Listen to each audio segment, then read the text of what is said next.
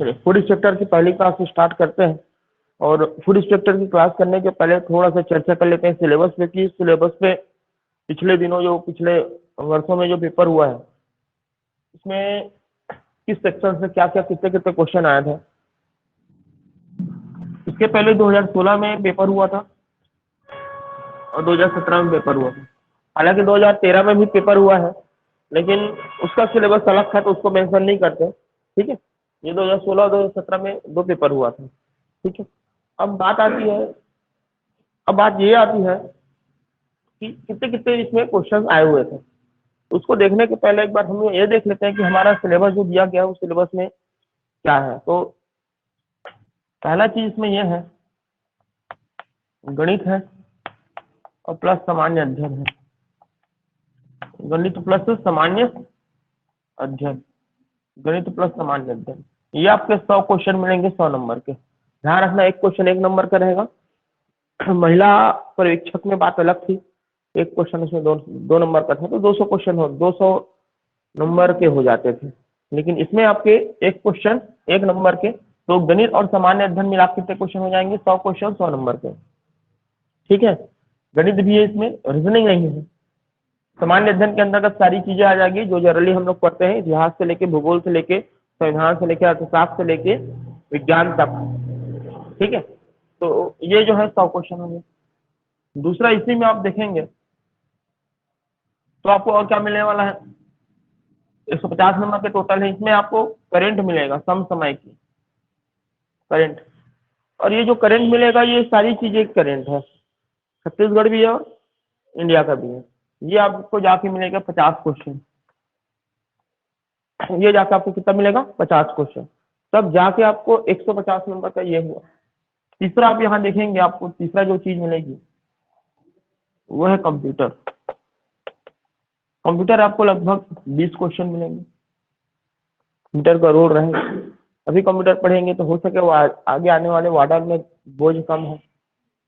और क्योंकि वार्डन जब आएगा तब तो उसमें तो अलग ही लेवल का पढ़ना है, क्योंकि वार्डन जब आएगा तो उसमें 50 से 25 लाना ही जरूरी होता है ना।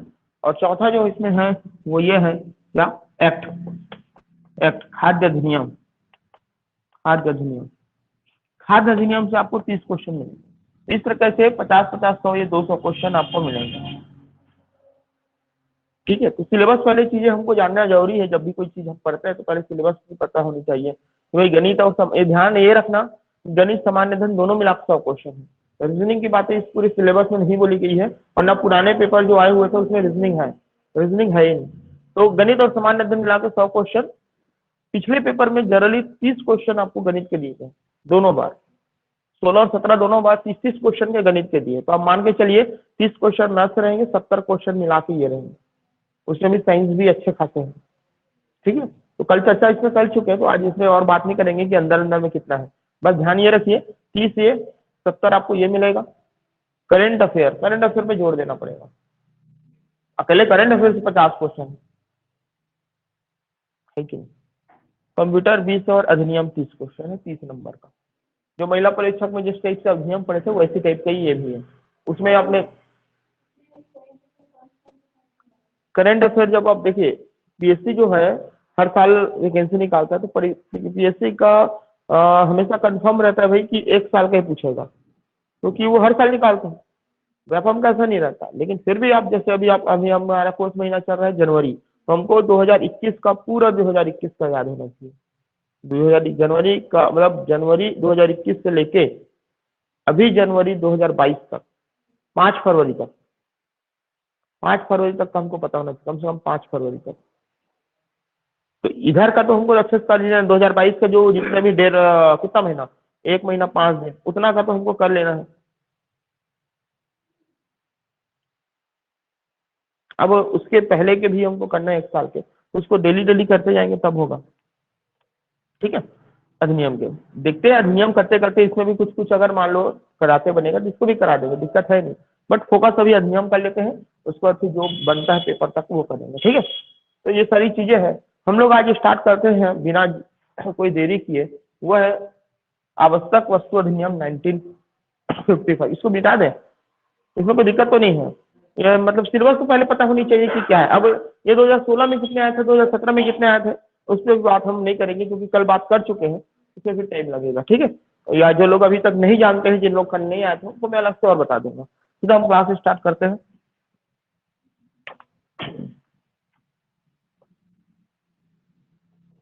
हेडिंग डालिए नया, और पहला हम लिखेंगे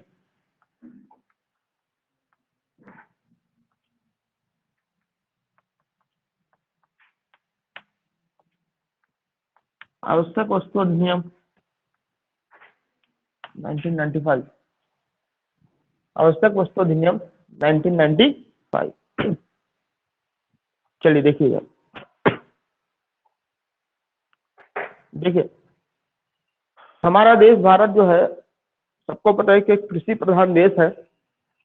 जब देश आजाद हुआ 1947 में, देश हमारा आजाद कब हुआ, 1947 में। जब देश आजाद हुआ और जब हमारा संविधान लागू हुआ 1950, 1950 में जब हमारा देश में संविधान लागू हुआ, उस टाइम तक इस वस्तु अधिनियम के अंतर्गत या वस्तु के लिए कोई अधिनियम नहीं बना था। 1950 तक जब देश में संविधान लागू हो गया था, उसके बाद भी इस तरीके से कोई वस्तु, अब आपको समझ में नहीं आ रहा होगा कि है क्या चीज, मैं आपको धीरे से बताऊंगा। इस टाइप की कोई अधिनियम नहीं बना था, चौराध्वनि पड़ी थी, कोई ध्यान नहीं दिया था संविधान लागू होने के बाद भी। लेकिन क्या हुआ, आपको पता होगा, आप लोगों ने अगर इकोनॉमिक्स पढ़ा होगा तो भारत और अन्य देशों के साथ उस दौरान 1950 के बाद युद्ध होने शुरू हो जाते हैं। चाहे चाइना के साथ हो, चाहे पाकिस्तान के साथ हो, युद्ध होते हैं। और युद्ध होते हैं, उसके अलावा और आपने ये भी सुना होगा कि बहुत भीषण अकाल भी पड़ी थी, बहुत भीषण अकाल पड़ी थी उस समय। तो भारत में खाद्यान्न जो उत्पाद है उनकी बहुत ज्यादा कमी पड़ गई थी, बहुत ज्यादा कमी पड़ गई थी। और चूंकि अकाल पड़ा था, वर्षा कम हुई थी, और भारत जो है एक्चुअल में उस समय कृषि पे फोकस्ड रहा है। अब उस समय उद्योग की कोई बात ही नहीं रहा था, है ना। शुरुआत में हमारी कृषि भी उतनी अच्छी नहीं थे, है ना। तो कृषि बहुत ज्यादा चरमरा गई थी, मतलब आपका अकाल भीषण पड़ गया था, पानी नहीं थे।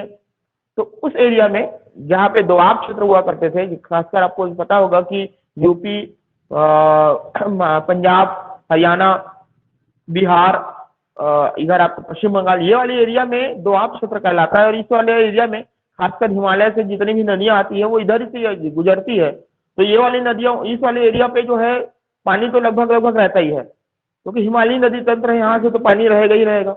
बाकी बाकी जो एरिया है हमारे देश के, उस एरिया में भयंकर अकाल पड़ गया था, बहुत ज्यादा दिक्कतें हो गई थी परस्पर। इन क्षेत्रों के जो भी क्षेत्र बताया, जिस एरिया पे हिमालयी नदी तंत्र गुजरता है, चाहे गंगा नदी की बात करो, चाहे ब्रह्मपुत्र नदी की बात करो, ये सब गुजरती है, उस एरिया में उतना ज्यादा प्रभाव नहीं पड़ा, क्योंकि वहां तो पानी रहना ही रहना है, तो अकाल उतनी ज्यादा वहां पे प्रभावशील नहीं रहा।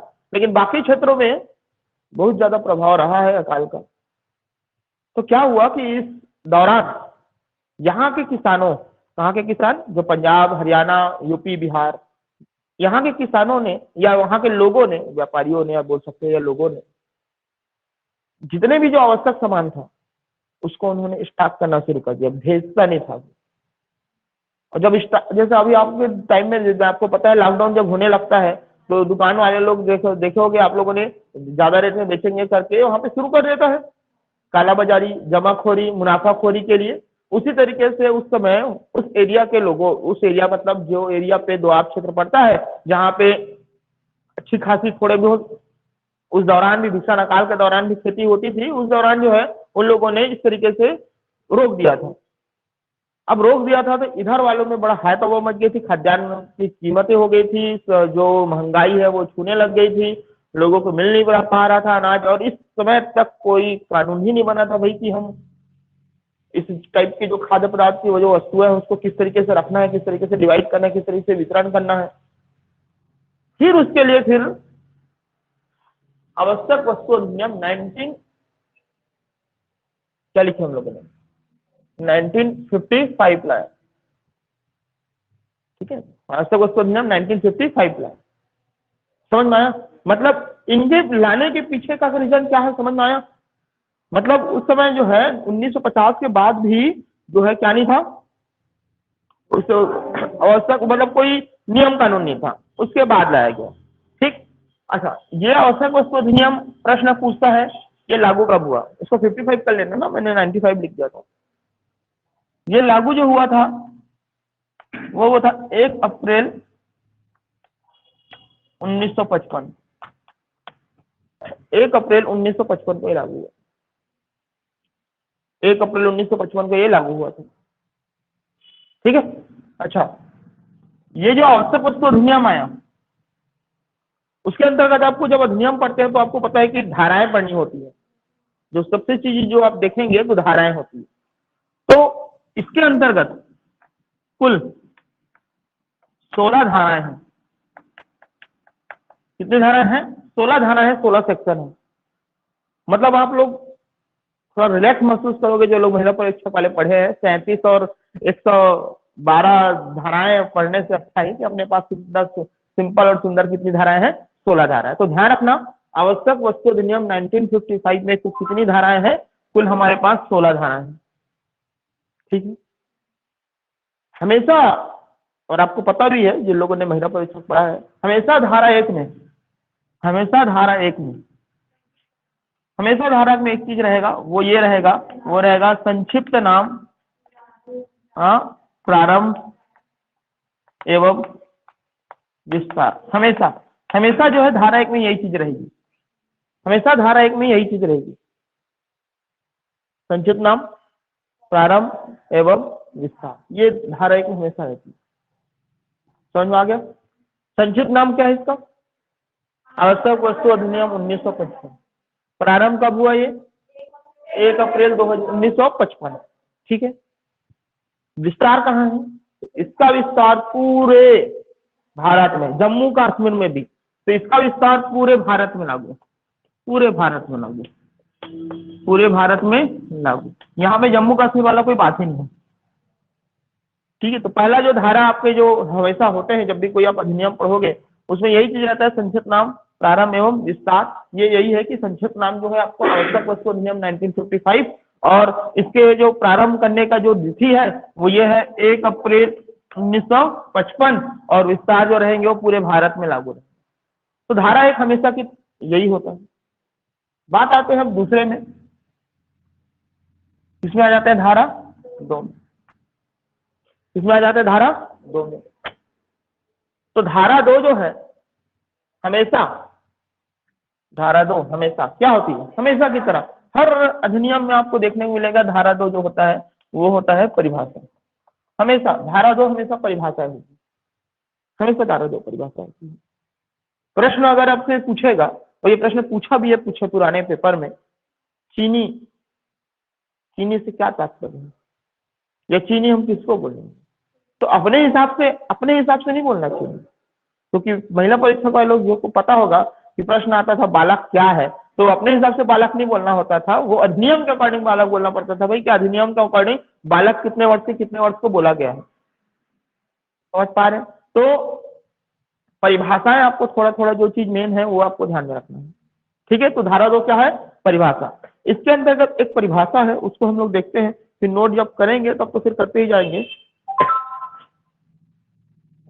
यहाँ पे लिखिए धारा 2 तो लिख रहे हैं, धारा 2 के अंतर्गत पहला में लिखिए, मतलब उसमें लिखेंगे वो है कलेक्टर। किसकी परिभाषा लिखेंगे? कलेक्टर। धारा 2 के अंदर है ना, ये 1 के अंदर नहीं है। ध्यान रखना, धारा किसके अंतर्गत है? 2 के अंतर्गत है। धारा 2 के अंतर्गत पहला, धारा 2 के अंतर्गत किसमें है? पहला है। पहला का बोल सकते हैं आप इसको, या ए बोलिएगा अच्छा रहेगा। इसको पहला ना बोल के आप इसको का बोलिए, या फिर ए बोलिए, जो भी आप बोलिए, बट धारा 2 के अंतर्गत है। अच्छा, ये क्या बोला, किसको परिभाषित किया गया है? कलेक्टर को। किसको परिभाषित किया गया है? कलेक्टर को। सुनना, इस आवश्यक वस्तु अधिनियम 1955 को लागू करना, उनको अपने क्षेत्र या अपने क्षेत्र की सीमा के अंदर उनको पूरा क्रियान्वित करना का अधिकार किसको दिया गया है? कलेक्टर को दिया गया। किसको दिया गया है? कलेक्टर। एक अच्छी चीजें ये आएगी क्वेश्चन में। तो आवश्यक वस्तु अधिनियम के अकॉर्डिंग या के परिभाषा के अनुसार इनमें से कौन कलेक्टर में आते हैं या कलेक्टर की श्रेणी में आते हैं? तो ध्यान रखना, कलेक्टर के अंतर्गत सिर्फ और सिर्फ यहाँ पे सिर्फ हमारा जो डिस्ट्रिक्ट मजिस्ट्रेट होता है, जिला न्यायाधीश, डीएम, सिर्फ वही बस नहीं आते। क्या आपको समझ में आ रहा है? इस अधिनियम के अकॉर्डिंग सिर्फ और सिर्फ हमारे जो डिस्ट्रिक्ट मजिस्ट्रेट होते हैं, डीएम, वही बस नहीं आते हैं। इसके अंतर्गत जो है कलेक्टर से लेकर अनुविभागीय अधिकारी तक के रैंक के जितने भी अधिकारी हैं वो सब कलेक्टर आ जाते हैं। मतलब उन सभी को यह अधिकार है कि वो अपनी सीमा के अंदर, अपने क्षेत्र के अंतर्गत जो है इस आवश्यक वस्तु अधिनियम को वो क्या कर सके, लागू करवा सके, या उस पर कोई क्या लगा सके उसमें। जैसे आपको पता होगा कि कई बार आपने देखा होगा कि लोग छापा मारते हैं, देखे होंगे आप लोगों ने, तो ये उनके अधिकार है। कलेक्टर बोला गया, इसका मतलब ये है कि कलेक्टर से लेके अनुविभागीय अधिकारी तक कौन कौन आएंगे। तो कलेक्टर में आपको मिलेगा, सबसे पहले तो कलेक्टर ही मिल जाएगा, सबसे पहले ऊपर में कौन मिल जाएगा, कलेक्टर मिल जाएगा। उसके बाद आपको जो है, उसके बाद आप यहाँ पे लिख लीजिएगा, अपर कलेक्टर लिख लीजिएगा, फिर आप लिख लीजिएगा अतिरिक्त कलेक्टर, अतिरिक्त कलेक्टर, फिर आप लिख लीजिएगा संयुक्त कलेक्टर, संयुक्त कलेक्टर, फिर आप लिख लीजिएगा एसडीएम, अनुविभागीय, अनुविभागीय कलेक्टर, अपर collector, additional collector, joint collector, SDM.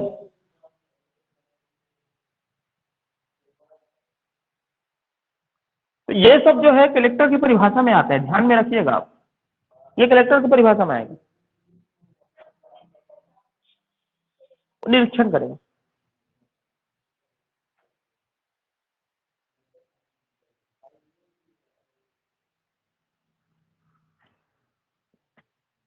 जल्दी करें, यहां तक समझ में आ गया?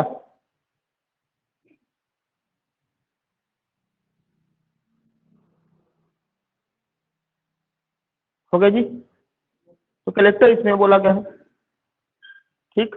अच्छा, अब इसके आगे देखिए, इतना समझ में आ गया ना? धारा 2 के अंतर्गत क्या कर रहे हैं हम लोग, परिभाषा लिख रहे हैं कलेक्टर। अच्छा, यहाँ पे बात ये बोला गया है आवश्यक वस्तु अधिनियम 1955, इसको लाने के उद्देश्य क्या है?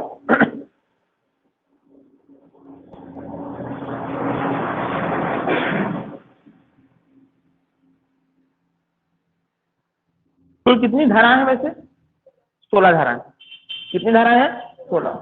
इसको लाने का उद्देश्य क्या है? ये अधिनियम लाने के उद्देश्य क्या है?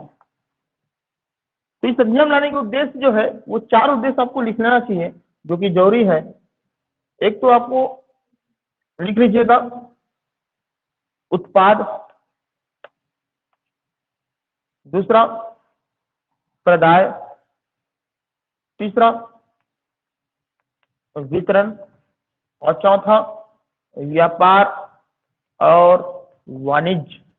व्यापार और वाणिज्य के, देखो, उत्पाद, प्रदाय, वितरण, व्यापार एवं वाणिज्य में नियंत्रण हेतु ये आवश्यक वस्तु अधिनियम 1955 लाया है। इन सारी चीजों में नियंत्रण करने हेतु, चाहे आप उत्पाद की बात करो, प्रदान के ऊपर बात करो, चाहे वितरण की बात करो, चाहे व्यापार एवं वाणिज्य की बात करो, इन जो चीजें हमने लिखा 4 पॉइंट, उन सभी पर नियंत्रण करने के उद्देश्य हेतु ये आवश्यक वस्तु अधिनियम 1955 जो है वो लाया गया है। उत्पाद, प्रदाय, वितरण, व्यापार एवं वाणिज्य।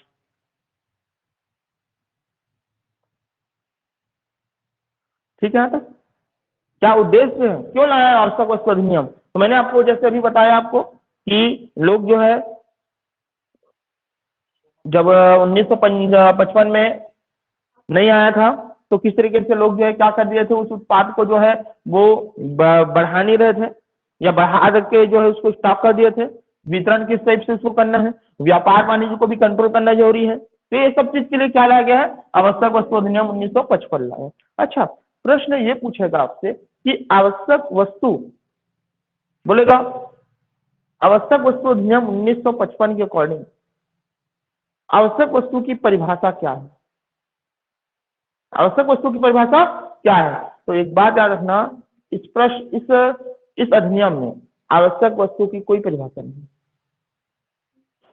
इस अधिनियम में आवश्यक वस्तु की कोई परिभाषा नहीं। इसमें बोला गया है कि जो भी इस अधिनियम के अंतर्गत आता है, जो गवर्नमेंट या जो संसद है वो इसमें अंतर में डालेगा इसकी सूची में, वो सब आवश्यक वस्तु है। मतलब ऐसे क्लियरिफाई नहीं है कि ये आवश्यक वस्तु है, जो इसमें डल गया वही आवश्यक वस्तु है। और हम जो पढ़ रहे हैं वो अधिनियम के अंतर्गत पढ़ रहे हैं, ठीक है। जो अधिनियम में लिखा है वही पढ़ना है हमको, अपने से दिमाग लगा के नहीं काम चलाना है। समझ पा रहे हैं? अच्छा, फिर भी आवश्यक वस्तु जो है इसमें श्रेणी में कौन कौन है वो पहले देख लेते हैं, फिर आराम से फिर धारा तो पढ़ते ही जाना है, ठीक है। चलिए, आवश्यक वस्तु कौन कौन से हैं। तो जनरली आपको जो देखने को मिलता है, जब लॉकडाउन हुआ था तो सबसे शुरुआत में सभी बाकी चीजों को बंद कर दिया जाता था, जो आवश्यक वस्तु वाले जो दुकान है उसको जो है थोड़ा बहुत खुला रखते थे, याद करो। फिर बाद में उसको भी बंद किया जाता है लॉकडाउन के दौरान जी। पहले टाइम में तो नॉर्मली लोगों को बंद कर देते हैं, फिर उसके बाद फिर आवश्यक वस्तु को भी बंद करते हैं। तो आवश्यक वस्तु कौन कौन से है वो हम देख लेते हैं। आवश्यक वस्तु का डेफिनेशन परिभाषा नहीं दिया गया है इस अधिनियम में, लेकिन बोला यह गया है कि जो भी इस अधिनियम के अंतर्गत शामिल करते हैं वो सारी चीजें जो है वो आवश्यक वस्तु अधिनियम होंगे, आवश्यक वस्तु होंगे। तो आवश्यक वस्तु आप यहाँ पे लिख लीजिएगा कि भाई आवश्यक वस्तु कौन कौन है। फिर धारा हमको तो पढ़ना ही है। पहला, औषधि, औषधि, औषधि मेडिकल दुकान खुला हुआ था ना, तो औषधि जो है वो इसके अंतर्गत आएंगे, आवश्यक वस्तु के अंतर्गत। दूसरा, उर्वरक, उर्वरक, उर्वरक दुकान भी आपको पता होगा खुला था। जो बीज वाला, सॉरी बीज बोलता हूँ, खाद वाला जो है वो खुला था, चाहे कार्बनिक हो, अकार्बनिक हो या मिश्रित प्रकार के हो। यहाँ पे लिख लीजिए कार्बनिक, अकार्बनिक, कार्बनिक, अकार्बनिक या मिश्रित प्रकार के उर्वरक, मिश्रित प्रकार के उर्वरक। तो दो चीजें हो गई, पहला औषधि, दूसरा उर्वरक। तीसरा, एक और दुकान जो खुला था जो कि चर्चे में रहता था हमेशा, खाद्य पदार्थ, खाद्य पदार्थ। अब इस खाद्य पदार्थ में कौन कौन आएगा तो उसको आप लिख लीजिए, जिनके अंतर्गत, जिनके अंतर्गत, जिनके अंतर्गत चाहे सारी चीजें, चाहे खाद्यान्न हो, खाद्यान्न हो, चाहे तिलहन हो और चाहे तेल हो, ये सब शामिल है। खाद्यान्न पदार्थ जिनके अंतर्गत आपके खाद्यान्न हो, तिलहन हो, तेल हो, ये सारी चीजें इसमें शामिल है। कितने हो गए, कितने हो गए? तीन। आवश्यक वस्तु में कितने हो गए? तीन। चौथा, चौथा, चौथा आप लिख लीजिए कपास से बने धागे,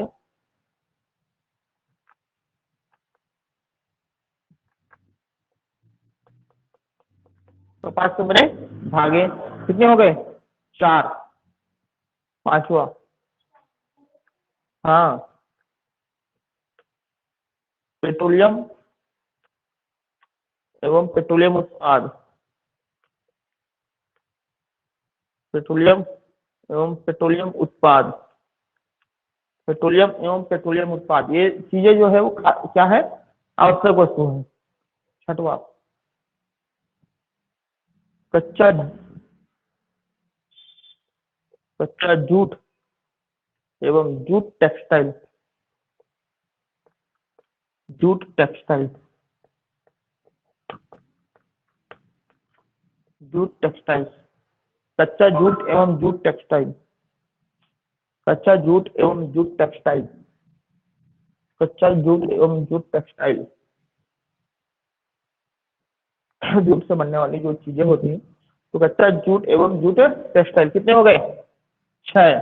सातवां लास्ट रहेगा, इसके अंतर्गत आपको तीन चीजें रहेगी। आपको पता होगा कि जो पशुओं के लिए भी चारा वाला जो है दुकान खुला हुआ था, ठीक है। तो इसमें लिख लीजिए सातवां, तो पहला में खाद्य फसलों के बीज,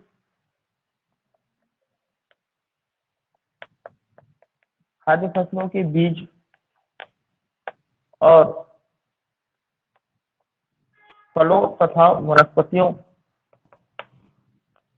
फलों तथा वनस्पतियों, फलों तथा वनस्पतियों के बीज, फलों तथा वनस्पतियों के बीज। दूसरा, पशु चारे के बीज, पशु चारे के बीज। तीसरा, जूट बीज। और चौथा, कॉटन सीड, कॉटन सीड बीज ये भी है, कॉटन वाला, कॉटन वाला, कॉटन सीड। तो ये सारी चीजें जो है वो किसकी श्रेणी में रखा गया है? आवश्यक वस्तु की श्रेणी में रखा गया। ये सारी चीजें आवश्यक वस्तु है। इसको बिनौला बोलते हैं, बिनौला भी लिख लो, बिनौला, बिनौला।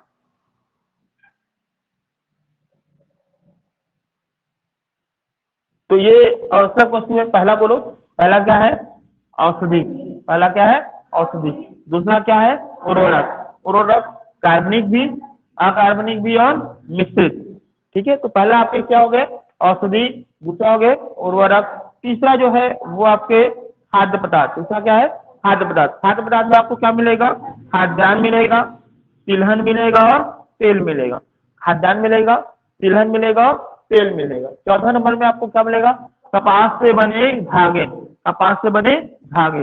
पांचवा आपको पता है पेट्रोलियम एवं पेट्रोलियम उत्पाद। छठवा कच्चा जूट एवं जूट टेक्सटाइल, जूट टेक्सटाइल। सातवां नंबर में आपको खाद्य फसलों के बीज, फलों तथा वनस्पतियों के बीज, पशु चारों के बीज, जूट बीज और कॉटन से। ठीक है, अभी आपको पता है कि कोरोना आया था, आया था कोरोना। कोरोना आया था तो केंद्र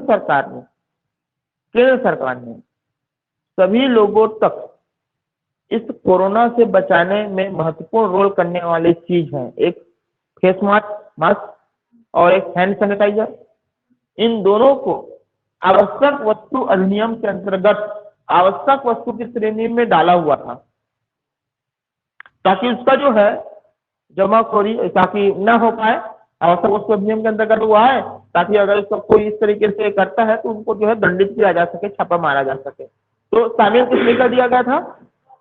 आवश्यक वस्तु अधिनियम के अंतर्गत उसको शामिल कर दिया था, फेस मास्क और हैंड सैनिटाइजर को। लेकिन बाद में जब कोई राज्यों के द्वारा कोई शिकायत प्राप्त नहीं हुआ तो फिर केंद्र सरकार ने ही इसको इस श्रेणी से हटा दिया। फाइनली अभी इस श्रेणी से वो हटा हुआ है। समझ में आ रहा है? उस लाइन को लिख लीजिए, देखिए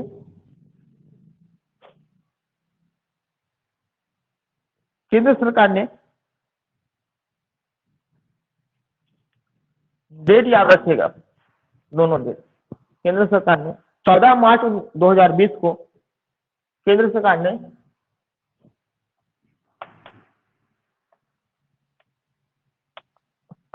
केंद्र सरकार ने 14 मार्च 2020 को कोविड-19 के संक्रमण के रोकथाम में महत्वपूर्ण भूमिका निभाने वाले महत्वपूर्ण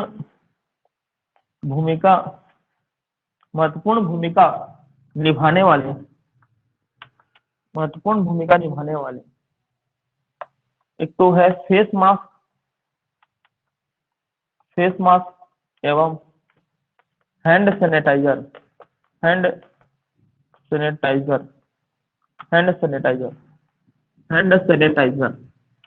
को आवश्यक वस्तु के श्रेणी में को आवश्यक वस्तु के श्रेणी में आवश्यक वस्तु के श्रेणी में जोड़ा था।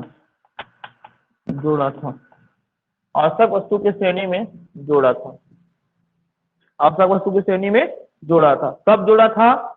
14 मार्च 2020, 14 मार्च 2020। लेकिन मैंने जैसे बताया कि अभी अब ये हटा दिया गया। क्यों हटा दिया गया? क्योंकि राज्यों के द्वारा इससे संबंधित कोई शिकायत प्राप्त नहीं हुआ। तो लिखिए उस टाइम, लिखिए 1 जुलाई 2020 से, ध्यान रखिएगा डेट, 1 जुलाई 2020 से, 1 जुलाई 2020 से केंद्र सरकार ने हैंड सैनिटाइजर एवं फेस मास्क या फेस मास्क एवं हैंड सैनिटाइजर, जो भी लिखो, 1 जुलाई 2020 से फेस मास्क एवं हैंड सैनिटाइजर को आवश्यक वस्तुओं की सूची से, आवश्यक वस्तुओं की सूची से, आवश्यक वस्तुओं की सूची से हटाने का फैसला किया, हटाने का फैसला किया।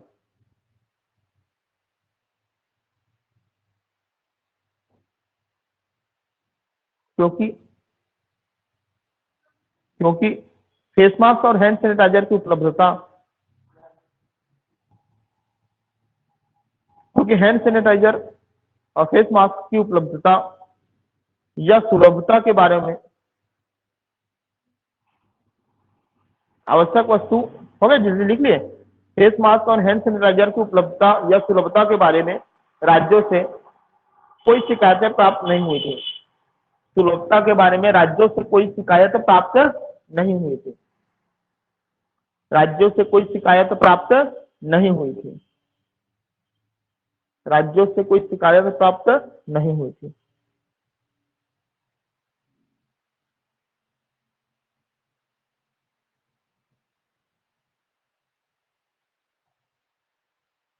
हो गया क्या?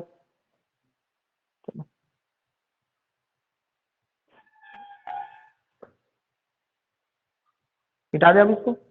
चलिए, तो ये जो चीजें थी वो था आवश्यक वस्तु की सूची कि आवश्यक वस्तुओं में किसको किसको ऐड करना है, किसको नहीं करना है। तो धारा 1 तो हमारा हो गया था, हो गया था ना धारा 1। और धारा 1 में हमने बात किया था कि संक्षिप्त नाम, विस्तार एवं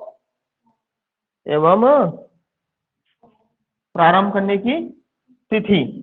फिर हमने धारा 2 की बात कर रहे थे, और धारा 2 के अंतर्गत हमने सबसे पहले जो बात किया था वो बात किया था पहला नंबर पे कब, याद है किसकी बात किए थे? कलेक्टर।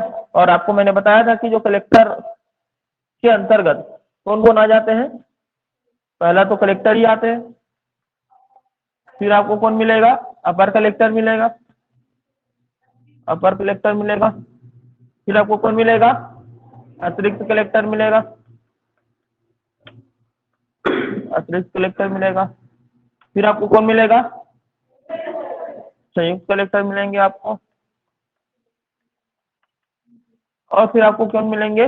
अनुविभाग कलेक्टर, अनुविभाग अधिकारी या तो एसडीएम। पैटर्न में है ना? चलो, तो ये धारा 1 का। धारा 1 अंगा, या इसी को हम लोग डायरेक्ट ई भी बोलते हैं, इंग्लिश में अगर बोलेंगे तो ई, और ये जो है ए, इंग्लिश के ऊपर है, मतलब अगर अंगा बोलते हैं तो ई है, और अगर इसको का बोलते हो तो ये। यहाँ पे उन्होंने डेफिनेशन दिया है चीनी का, और ये पुराने पेपर में आया हुआ है। धारा धारा धारा 2 है, उसके अंतर्गत ये 1 है, ठीक है। धारा 2 ही है, उसके अंतर्गत ये 1 अंगा, चीनी, शुगर, है ना, इसको परिभाषित किया है। इसके अंतर्गत उन्होंने क्या बोला है हमको पता है, साइंस में हम लोगों ने पढ़ा है, मीठा चीजें, मीठा चीजें होती है ना। अच्छा, हम लोग जो घर में यूज करते हैं वो क्या है? वो ग्लूकोज है, सुक्रोज है, फ्रक्टोज है, क्या है? हम लोग जो घर में डालते हैं चाय में, तो क्या होगा? आइडिया आप लोग को? फ्रक्टोज, फ्रुक्टोज में फ्रक्टोज। ऑनलाइन में भी बताइए, अगर जो हम लोग घर में डाल के पीते हैं तो कौन सा वाला होगा? अभी मत खुल रहा मनीष, मनीष, मनीष, वो कोर्स होगा। हम लोग जो चाय पीते हैं, देखिए सिंपल जो रहता है वो है ग्लूकोज।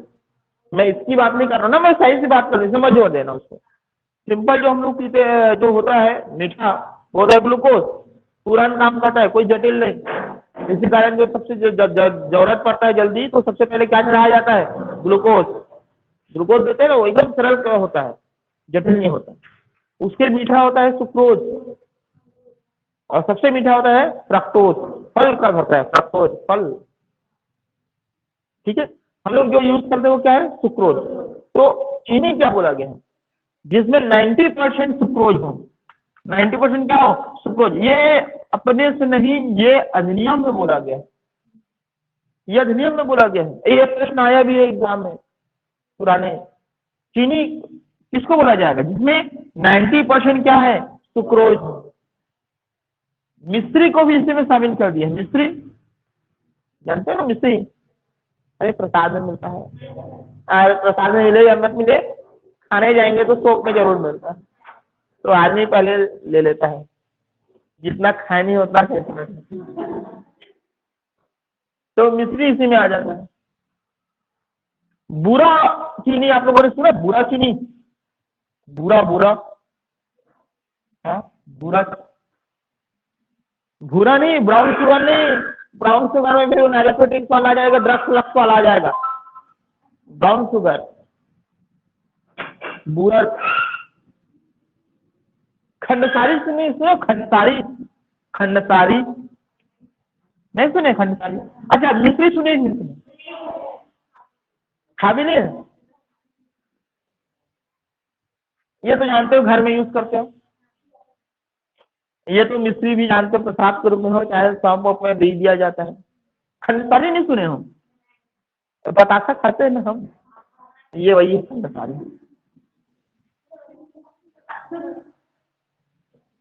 बतासा, लाइव बतासा, लाइव बतासा, ये क्या है? खंडसारी है। समझ आ गया? बुरा, बुरा ये क्या चीज है? बुरा, बुरा का मतलब क्या? बहुत बुरा। इसमें कौन सा आता होगा? जो गन्ना, गन्ना वाला जो है, जब वो उसमें डाला जाता है, गन्ना वाला जो मतलब जब वो कठोर नहीं हुआ रहता है, उसी से ही बनता है ना, तो उसको बुरा शुगर बोलते हैं। गन्ना से तुरंत जो बना रहता है उस समय, उसको बुरा शुगर बोलते हैं। समझ आ गया? तो ये सारी चीज जो है वो किसमें अंतर्गत आता है? ये चीनी के अंतर्गत आता है। और साथ ही वहां पे प्रोसेस जो अभी आता है उसको भी लिख लीजिए। चीनी कारखाना में, चीनी कारखाना में प्रक्रियाधीन,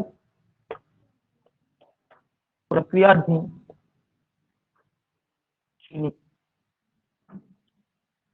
चीनी कारखाना में प्रक्रियाधीन चीनी।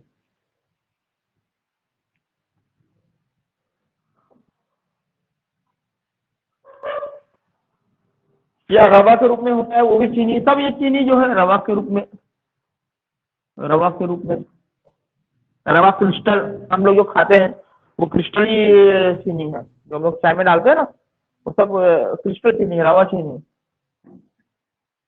ये सब चीनी के अंदर आता है। ध्यान रखना परसेंटेज इसका कितना परसेंट? 90%। ये सब चीनी के अंदर आते हैं।